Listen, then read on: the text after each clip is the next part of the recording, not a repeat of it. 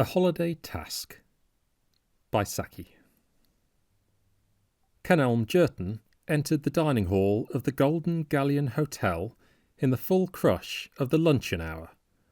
Nearly every seat was occupied, and small additional tables had been brought in, where floor space permitted, to accommodate latecomers, with the result that many of the tables were almost touching each other. Jerton was beckoned by a waiter to the only vacant table that was discernible, and took his seat with the uncomfortable and wholly groundless idea that nearly everyone in the room was staring at him. He was a youngish man of ordinary appearance, quiet of dress and unobtrusive of manner, and he could never wholly rid himself of the idea that a fierce light of public scrutiny beat on him as though he had been a notability or a supernut. After he had ordered his lunch, there came the unavoidable interval of waiting, with nothing to do but to stare at the flower vase on his table, and to be stared at, in imagination, by several flappers, some maturer beings of the same sex, and a satirical-looking Jew. In order to carry off the situation with some appearance of unconcern, he became spuriously interested in the contents of the flower vase.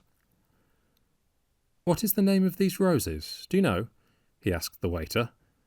The waiter was ready at all times to conceal his ignorance concerning items of the wine list or menu. He was frankly ignorant as to the specific name of the roses. "Amy Sylvester Partington," said a voice at Jerton's elbow. The voice came from a pleasant-faced, well-dressed young woman who was sitting at a table that almost touched Jerton's. He thanked her hurriedly and nervously for the information, and made some inconsequent remark about the flowers. "It is a curious thing," said the young woman, "that I should be able to tell you the name of those roses without an effort of memory, because if you were to ask me my name, I should be utterly unable to give it to you." Jerton had not harboured the least intention of extending his thirst for name labels to his neighbour. After her rather remarkable announcement, however, he was obliged to say something in the way of polite inquiry. "Yes," answered the lady, "I suppose it is a case of partial loss of memory. I was in the train coming down here. My ticket told me that I'd come from Victoria and was bound for this place. I had a couple of £5 notes and a sovereign on me, no visiting cards or any other means of identification, and no idea as to who I am. I can only hazily recollect that I have a title. I am Lady somebody. Beyond that, my mind is a blank." "Hadn't you any luggage with you?" asked Jerton. "That is what I didn't know. I knew the name of this hotel, and made up my mind to come here. And when the hotel porter, who meets the trains, asked if I had any luggage, I had to invent a dressing bag and dress basket. I could always pretend that they had gone astray. I gave him the name of Smith, and presently he emerged from a confused pile of luggage and passengers with a dressing bag and dress basket labelled Kestrel Smith. I had to take them. I don't see what else I could have done." Jerton said nothing, but he rather wondered what the lawful owner of the baggage would do. Of course, it was dreadful arriving at a strange hotel with the name of Kestrel Smith, but it would have been worse to have arrived without luggage. Anyway, I hate causing trouble. Jerton had visions of harassed railway officials and distraught Kestrel Smiths, but he made no attempt to clothe his mental pictures in words. The lady continued her story. "Naturally, none of my keys would fit the things, but I told an intelligent page boy that I had lost my key ring, and he had the locks forced in a twinkling. Rather too intelligent, that boy. He will probably end in Dartmoor. The Kestrel Smith toilet tools aren't up to much, but they are better than nothing." "If you feel sure that you have a title," said Jerton, "why not get hold of a peerage and go right through it? I tried that. I skimmed through the list of the House of Lords in Whitaker, but a mere printed string of names conveys awfully little to one, you know. If you were an army officer and had lost your identity, you might pore over the army list for months without finding out who you were. I'm going on another tack. I'm trying to find out, by various little tests, who I am not. That will narrow the range of uncertainty down a bit. You may have noticed, for instance, that I'm lunching principally off lobster Newburg. Jerton had not ventured to notice anything of the sort. It's an extravagance, because it's one of the most expensive dishes on the menu. But at any rate, it proves that I'm not Lady Starping. She never touches shellfish. And poor Lady Braddleshrub has no digestion at all. If I am her, I shall certainly die in agony in the course of the afternoon, and the duty of finding out who I am will devolve on the press and the police and those sorts of people. I shall be past caring. Lady Newford doesn't know one rose from another, and she hates men, so she wouldn't have spoken to you in any case. And Lady Mousehilton flirts with every man she meets. I haven't flirted with you, have I? Jerton hastily gave the required assurance.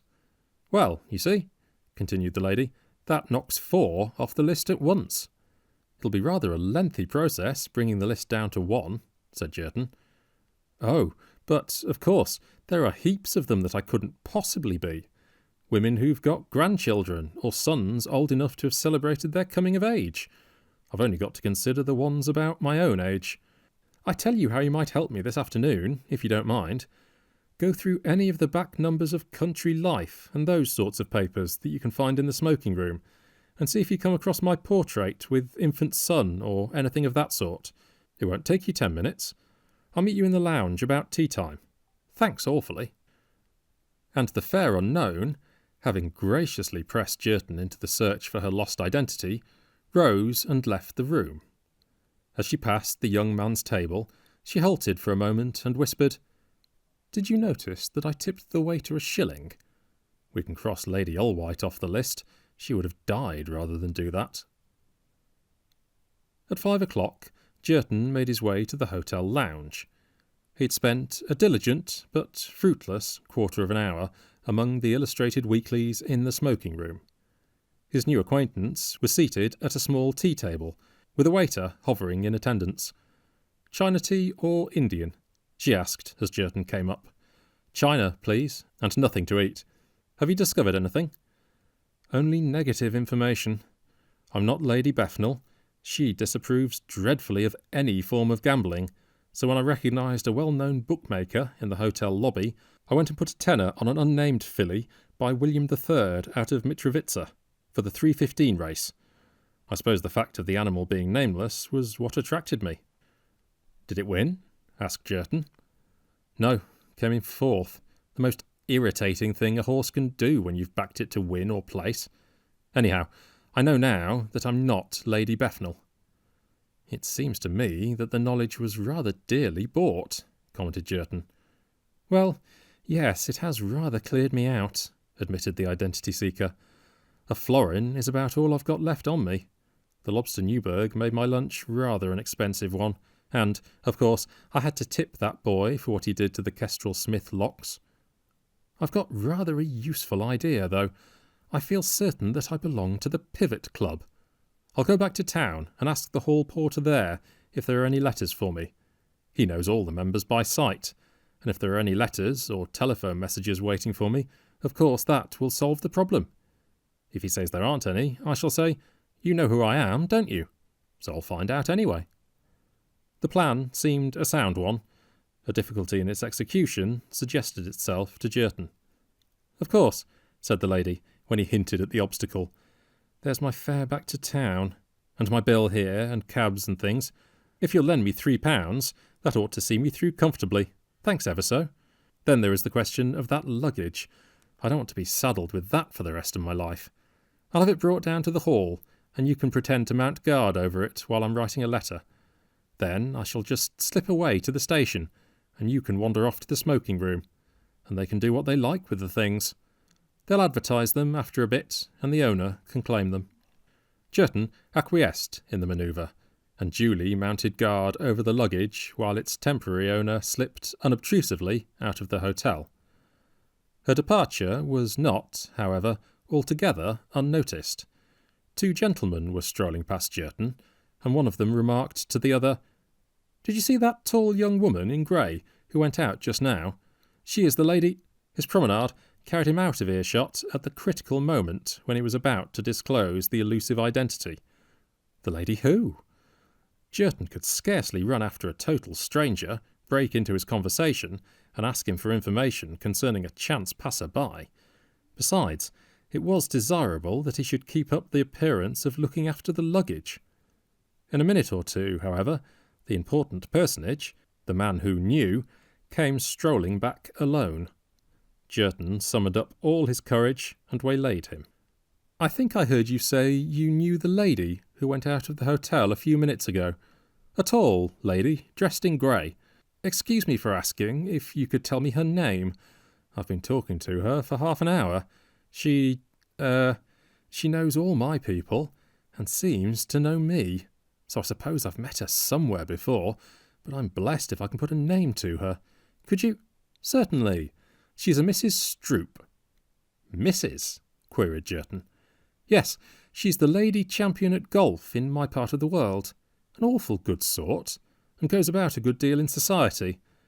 But she has an awkward habit of losing her memory every now and then, and gets into all sorts of fixes. She's furious too, if you make any allusion to it afterwards. Good day, sir."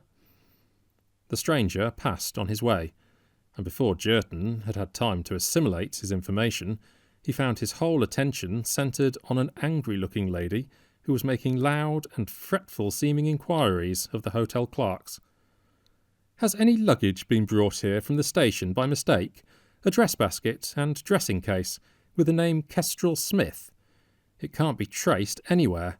I saw it put in at Victoria, that I'll swear. Why, there is my luggage, and the locks have been tampered with." Jerton heard no more. He fled down to the Turkish bath, and stayed there for hours.